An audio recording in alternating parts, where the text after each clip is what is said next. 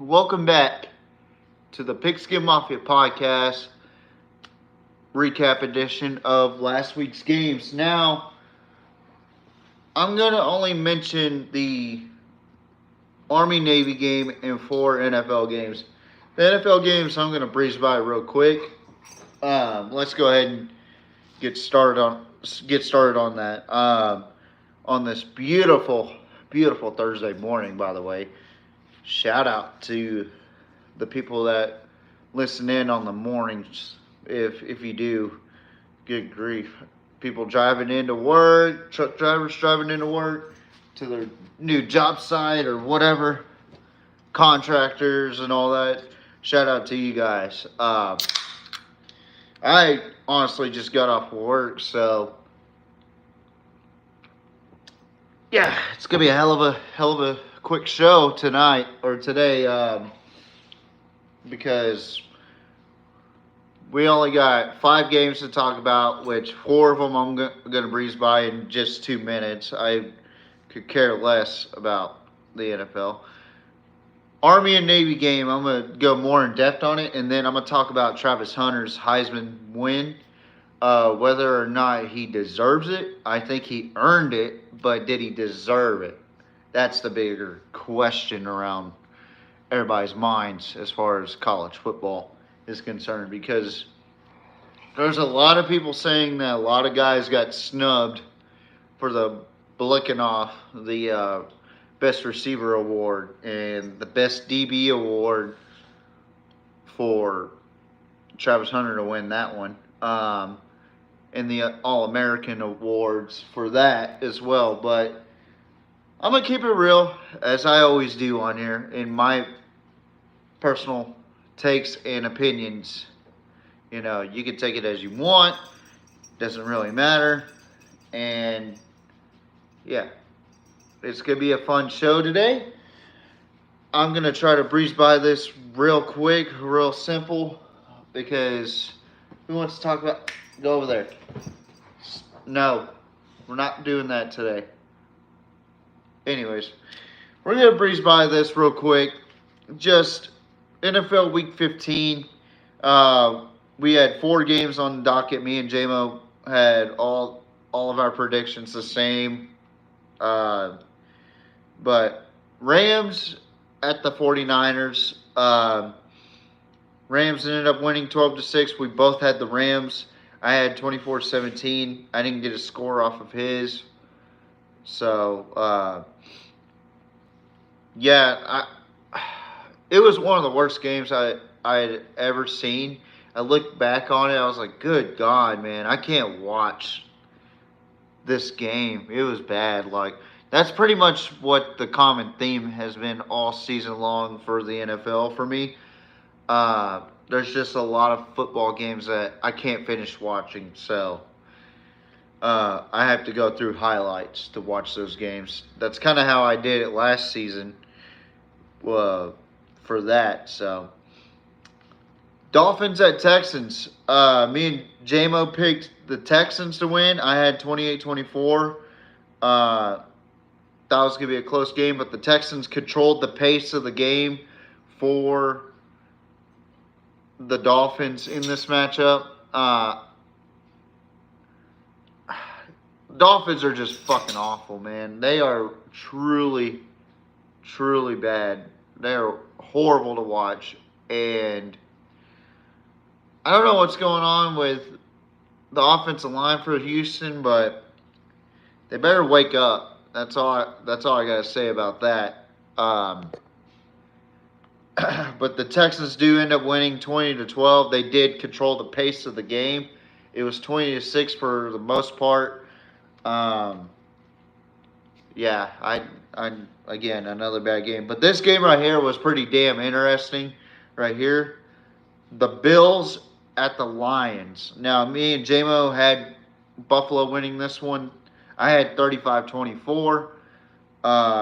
The Bills actually won 48-42 in a shootout. It was one of those Big 12 type of games, like old school Big 12 shootout. You know, I really enjoyed watching that high scoring affair by both Buffalo and Detroit. Two good quality teams going at it in a shootout. That's what you want to see in the NFL. Now, do I think they're two of the best teams that could represent the Super Bowl? That's yet to be determined because there's still really good teams out there. Speaking of really good teams, we got the Steelers at the Eagles. Me and JMO got this one wrong. Again, we both picked the same teams last week. It had nothing to do with the fact that we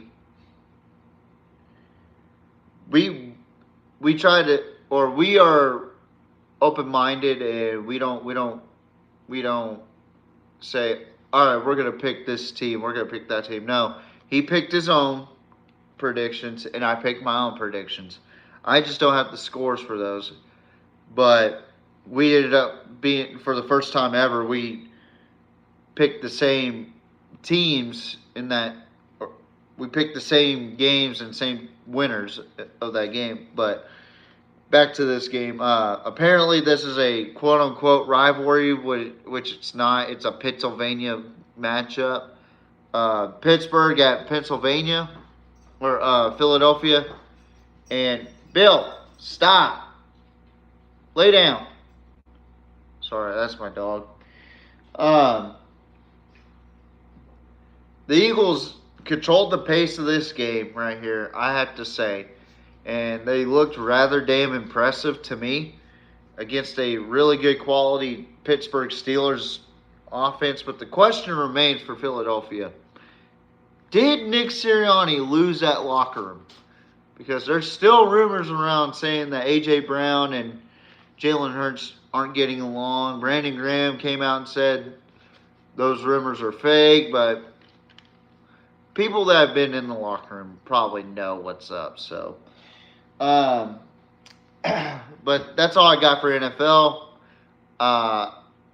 Besides the fact that Kirk Cousins is being benched for rookie quarterback Michael Penix Jr. That's huge, in my opinion. I mean, Kirk Cousins hasn't really played his best, but getting to see Michael Penix Jr. start is either going to be one or two things. It's going to be a very impressive game for Michael Penix Jr., or it's going to be the start of a journeyman career for Michael Penix Jr. He's already an older prospect from college football last season, along with Bo Nix, who's actually thriving right now, who could be the offensive rookie of the year. But I hope Michael Penix Jr. plays well for Atlanta. I think he fits that role better for Atlanta. I think Kirk Cousins is more of a Vegas Raider quarterback, so. But down to the Army and Navy game. Now, this rivalry, I grew up watching this rivalry. I actually served in the Navy for a certain amount of time from 2015 to 2019.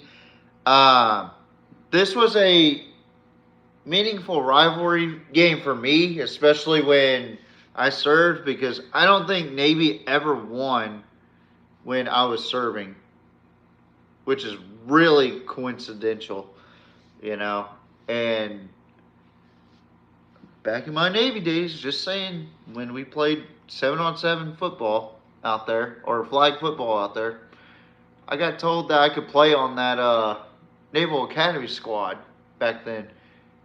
But I said, no, I can't. My time's done, blah, blah, blah. But it is what it is. Well, me and JMO picked against the grain, which we'll probably never, ever do that again. We picked Army to win. I had 28-13. He had 28-17. Pretty similar scores. But Navy took care of business. Took care of business, as the cool kids say. I mean, it was a good game for the most part until the fourth quarter. And Bryson Daly kept making mistakes after mistakes after mistakes, and it was really out of character for him. I would say he's a very good quarterback. Daly is for Army, but that Navy defense had him locked down, and they figured him out, whereas nobody else could figure him out this season. So, beating the American Conference champions the week after they won their conference championship is speaking volumes to me. This Navy team really put it on Army in the second half. I really enjoyed watching this Navy football team. I think this is the first time I actually watched them this season, and they looked really physical, and they have really good wingbacks on the outside where they have Chapman and Heidenreich, which I have a new thing for Heidenreich.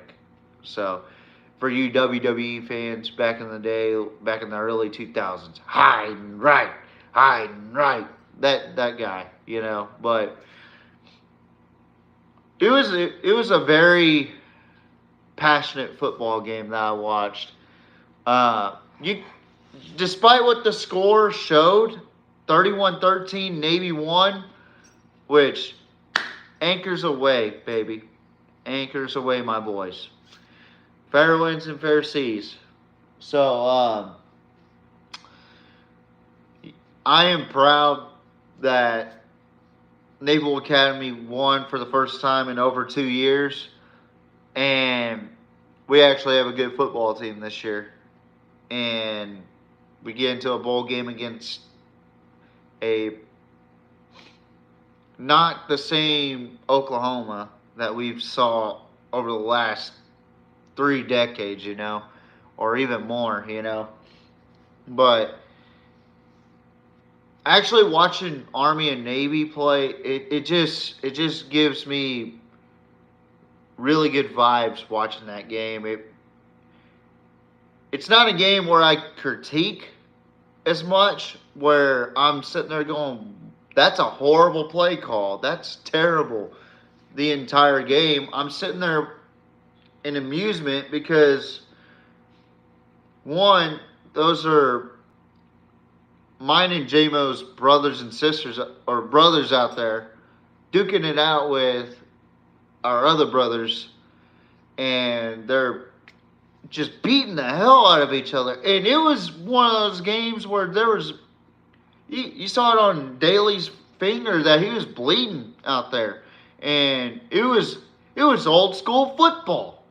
But the story of the game was the passing game opened up so much for Army and Navy.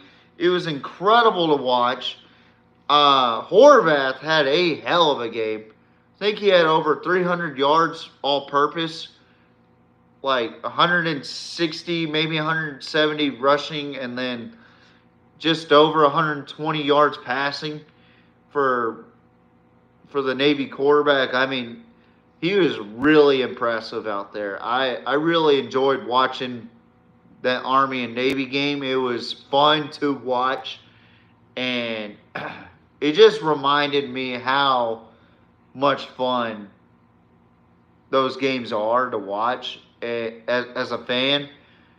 And it's extra special whenever you got to don a uniform.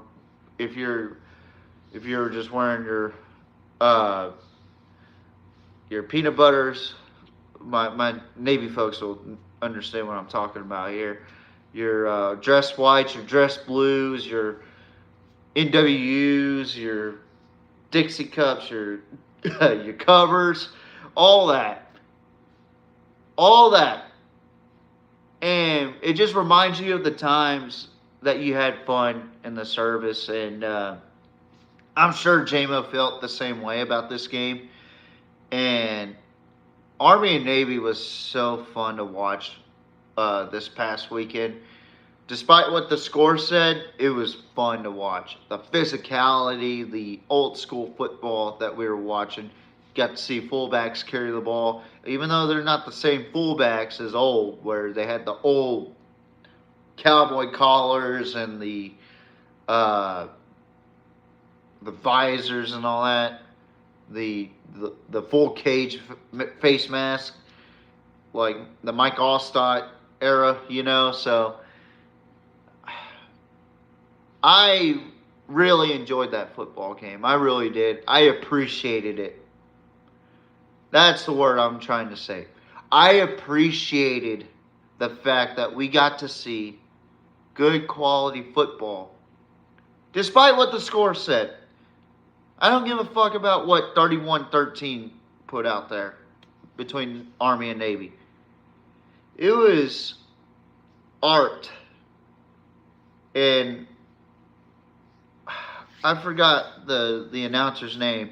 He got upset at the official when Heidenreich spiked the ball in front of an Army player, and he got a unsportsmanlike on that call. And he got really critique about that official. He was like, that was a horrible call. Horrible call. Let them have fun. These are guys serving our country, sacrificing their time. And that's exactly why we love this game between Army and Navy. And you could say the same about Army Air Force, Navy Air Force. Like, it may not have the same impact as Army and Navy, but there's still guys in uniforms playing college football and then going on to serve in a career,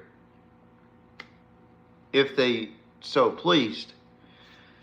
And I really enjoyed watching that football game. It just brought back really good old school memories of football for me, and also brought back memories of being with my brothers and sisters in uniform out there in NAS Jacksonville. And let's talk about the uniform game, shall we? Army had some really sweet uniforms, but those Jolly Rogers uniforms for Navy, holy fuck. By far one of my favorite uniforms of all time. Right there. And I'm not saying just Navy uniform wise. I'm saying for the simple fact that those are one of my favorite uniforms of all time right there. Like top 10 right there. Which is pretty wild, because I'm more of a traditional uniform guy. Like, I like the Texas and the Alabama and the traditional Oklahoma uniforms, the traditional Ohio State, the traditional USC, Michigan. I don't like that much fancy uniforms. I'll say, ooh, those are nice uniforms, but I won't be favoring them over traditional uniforms. But holy shit, those Jolly Rogers uniforms are nice. Like, they're probably in my top 10 in all-time uniforms right there, because holy fuck, those were nice. Those were really nice. But yeah, Horvath had a hell of a game. Well over 300 yards all purpose. I mean, that guy's unbelievable out there. And I got the pleasure to play College Football 25 on my PlayStation 5, by the way. 30th anniversary. Get that fucking update. Got to play the triple option. Now, I never really played the triple option in any college football game in my entire life. And it was the first time I tried it out. And let me tell you, it is so difficult to work the mechanics of a triple option offense on College Football 25. The one thing EA needs to fix with the triple option offense is the way they motion their guys. Like, there are times where they snap the ball where the guy's like directly behind the quarterback on this side on the uh god damn the backside of the QB's backside of the play where the QB is at, and you'll see the wingback push the fullback, and I'm sitting there going, "Come on, dude! It's a very effective play for a first down, but it it just infuriates me, like seeing like the alignment and all that. Like it was crazy. Like I really appreciate the Army and Navy game, and y'all should too, man. Like y'all should appreciate good football like that, because you don't get very many games like that. You get games like Texas and OU. You get Alabama, Auburn. You get Ohio State, Michigan. You get hell, USC, Notre Dame, but you don't get games like Army and Navy where there's 0% chance of getting that prediction right. You never know what's going to happen in an Army versus Navy game. You just witnessed it with me and JMO. We thought Army was going to take control of this game, but no, it was quite opposite. Navy took control of that game. And it's hard to predict Army versus Navy. It really is. History proves it.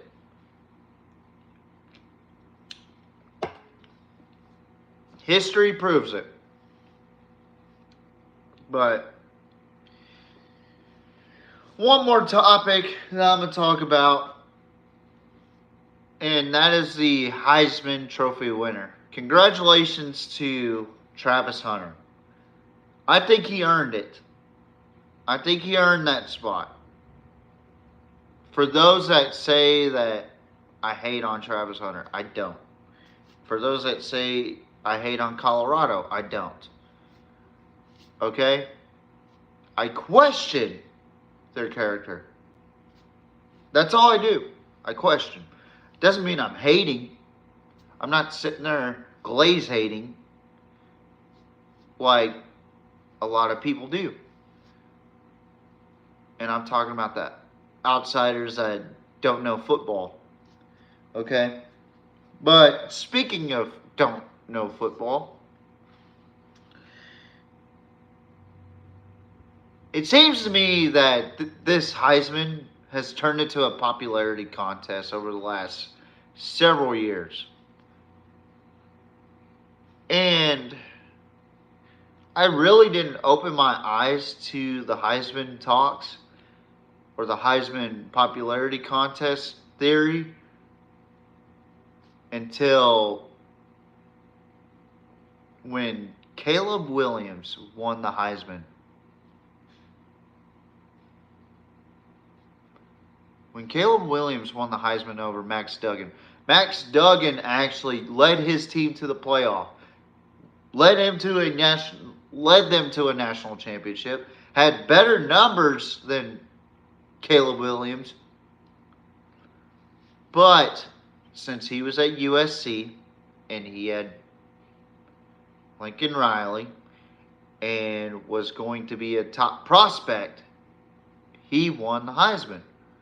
Max Duggan, who had heart problems and was a backup for the first game behind Chandler Morris, who then got injured, and Max Duggan took control of the team and led them to an undefeated regular season. And then they did lose the conference championship game, but so did Caleb Williams and USC. Led them to the playoff. Beat Michigan, where nobody else but I said that TCU would win. Then they went on to play Georgia, which we all know what happened in that game. I was made a fool. I had wishful thinking in my mind. But the point I'm trying to get is, we got a guy out in Boise State who played a Power 5 top tier defense in Oregon. We got a guy that played a team or defense within his conference that he played twice, went over one game 120 yards, I believe, went over that. And then the conference championship, he went over 200 yards, I believe. Now, who could I be talking about? A guy that's chasing Barry Sanders' record.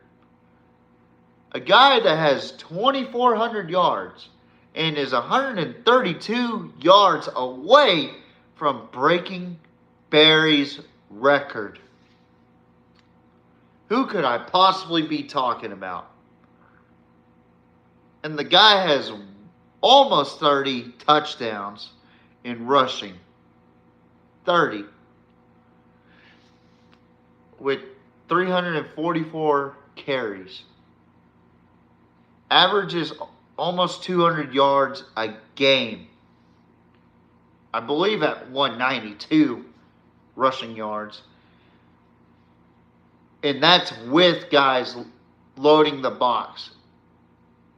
And also, if you counted his yards after contact, he would have his yards after contact be second in the damn country behind him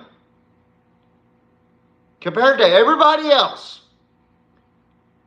His yards after contact, then the next guy behind with the most rushing yards. Who could I be possibly talking about that deserves the fucking Heisman? Oh, that's right, Ashton Jeanty. He's number one in all categories in running backs. Number one in every fucking thing. In all categories for running backs. But we give it to a guy that's not even a top 5 guy in each of his categories in Colorado, who plays under Coach Prime. Now, I'm not hating on Coach Prime. I'm not hating on Travis Hunter. I'm just telling you the truth. You could mention that he's top 5 in both ways or whatever. And that's fine and dandy. Good for him. But he's not the best at either position is my point. And I'm going to keep it real with you guys. I don't think he will translate well to the league because it's a different animal. It's a different beast. And I get so frustrated at people saying that, oh, well, I could run as many touchdowns or yards as Ashton Jeanty did. Then why aren't you in college football right now? Why didn't you go Power 5 or Group of 5 to be precise? And I'm not hating on someone in particular because I actually respect him because he actually played college football. And he actually broke NCAA records.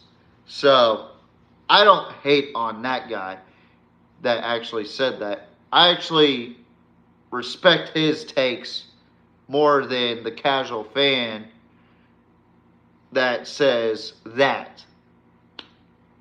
Now, the guy that I'm referring to did say that, but I respectfully have to say that he did not play in Division 1. He played in Division 3.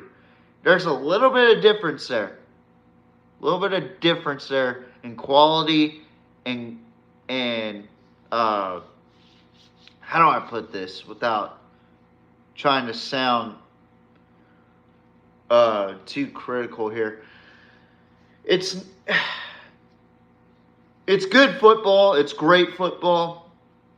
Division 3 football is one of a kind. Like I love Division 3 football. TOU, UMHB, all of them Division 3 schools. Wisconsin Whitewater, every last one of them. Hardin Simmons. but they're not on the level of a Boise State or a UNLV or even a Nevada.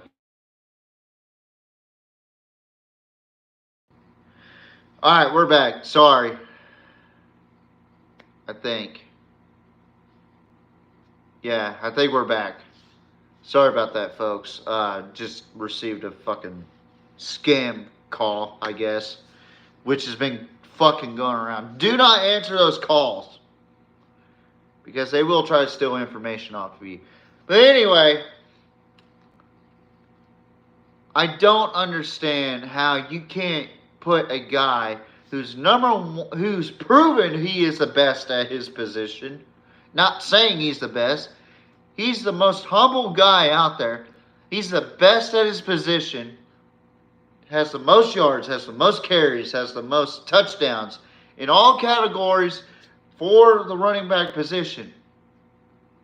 But you don't put him in front of a guy who's not even number one in anything, in any portion of his position. And to be quite frank, they try to downplay Boise State when they're in the fucking playoff. They played a playoff team and almost beat them, by the way, in Oregon. Well, Oregon isn't really a true number one. Well, that's fine and dandy because I say there's no true number one.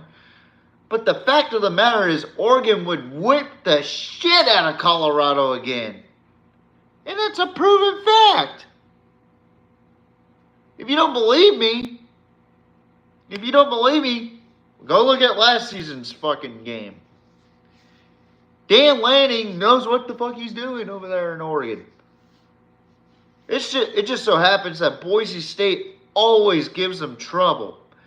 But people don't want to respect Boise State. I'm trying to tell people this so that just in case if either SMU or Penn State wins, or say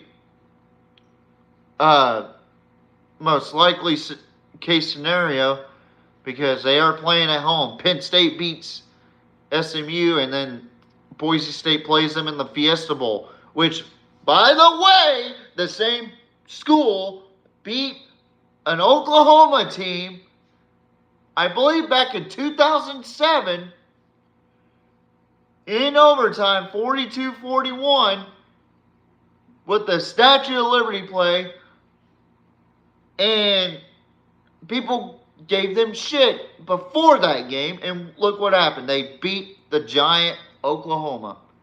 They beat a blue blood. So if you don't believe in Boise State in general, history repeats itself with this team. They are a fucking machine. No matter who's the fucking coach, Boise State will always be good. They are consistently good. Whether they have 8 wins, 12 wins, 11 wins, 10 wins, they are just consistently fucking good. I don't think they've had a losing season since they jumped to Group of 5.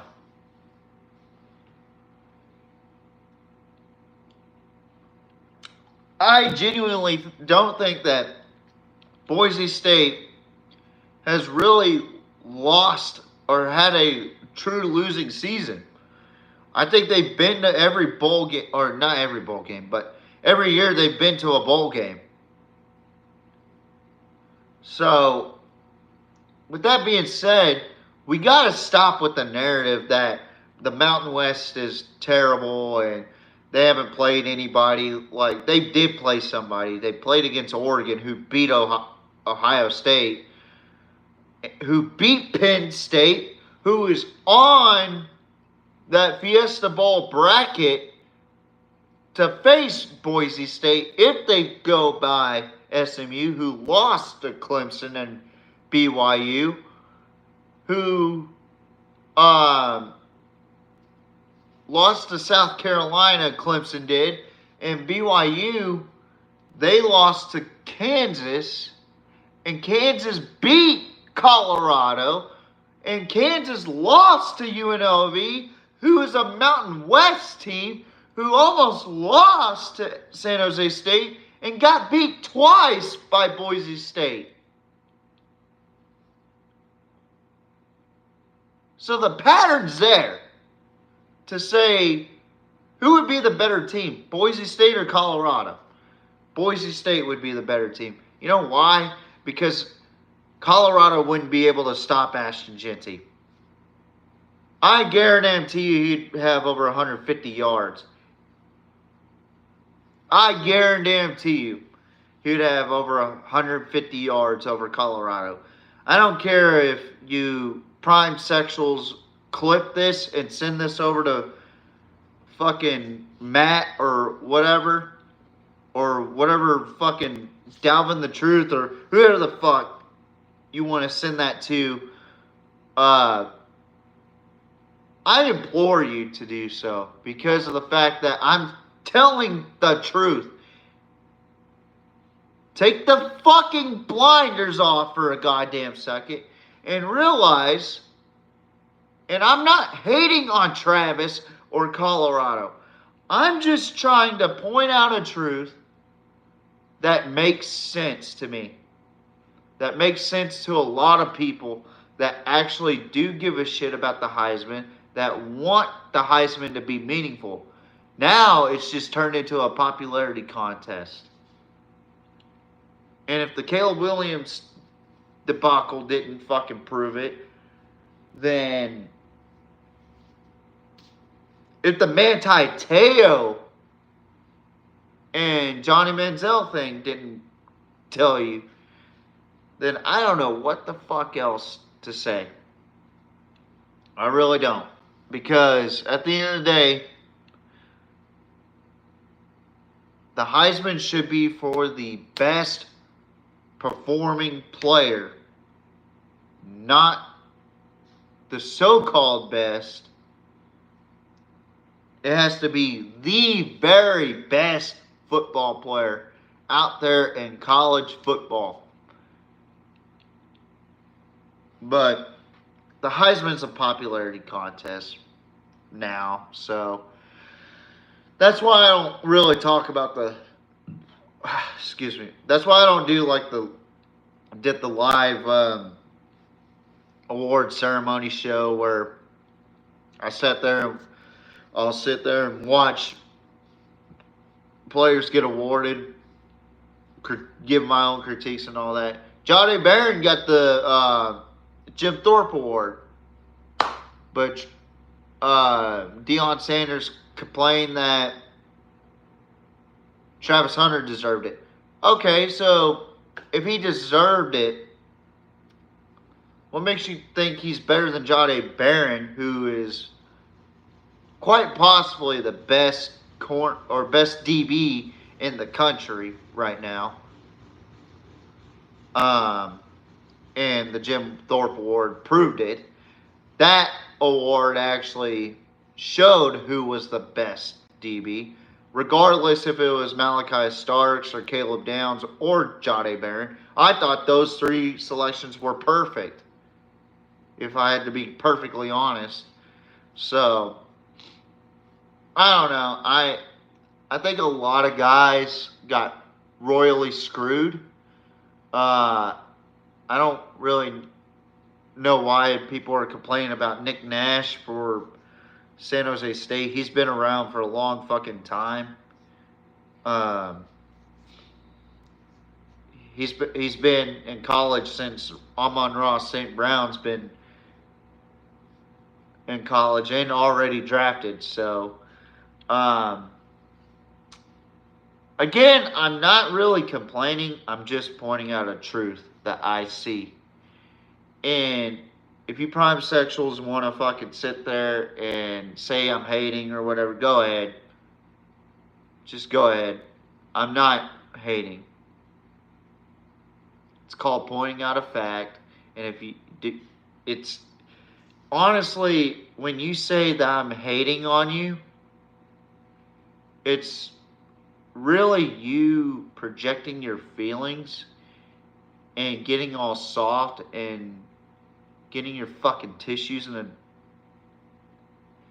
getting your tissues out of the Kleenex box or whatever and blowing your fucking boogers and fucking crying to your Deion Sanders poster that you weren't a fan of Colorado until Deion Sanders got there. I'm talking to those guys. I'm not talking about Matt McChesney or any of those Colorado alums or actual fans of Colorado. I'm talking to the specific prime sexuals here. What I said earlier about my biggest rant about you guys early on in the season after beating Baylor, which Baylor ended up having a pretty decent season after all. So I'm glad that my rant went well for both sides. So you're welcome again. It just proved my point, though. Like, it really did. Like, I don't know. But I do appreciate you guys for watching and sticking around the Pigskin Mafia podcast. Leave a like, hit the subscribe button, hit that notification bell. I want to try to get 100 subscribers before the end of the year. And who knows, I might have a beer bash live on the PMP. I don't know. We'll see. We will see. But thank you guys for watching. It's been real. It's been awesome. Tune in for the next week bowl game recap and NFL Week 16 fucking recap. And also the college football playoff round 1 recap next week. And then that'll be on next Wednesday. Which is Christmas Eve, folks. So we got to get festive around that time. Christmas Day,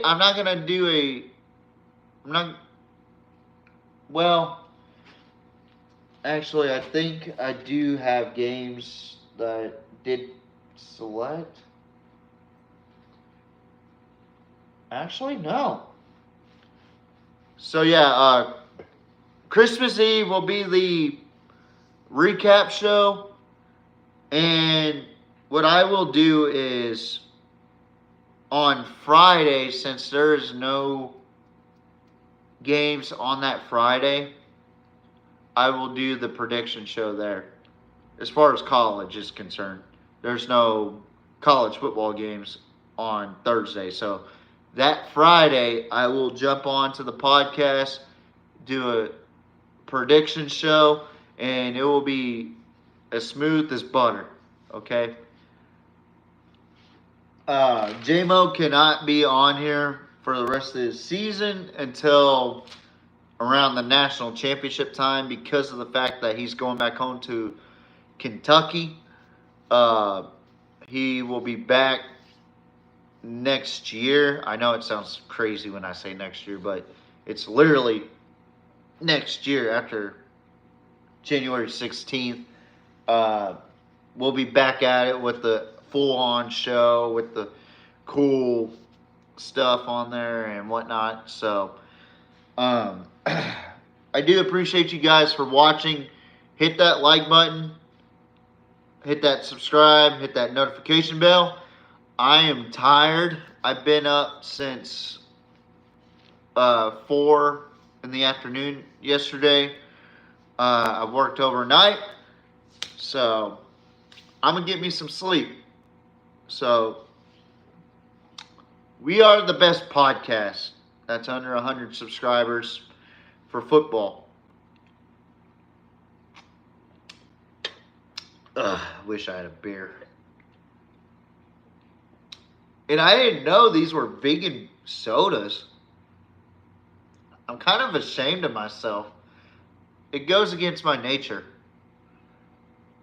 But these are really, really good. Zevias. But anyways, goodbye. Mwah, good night. Bang. Ta-ta for now.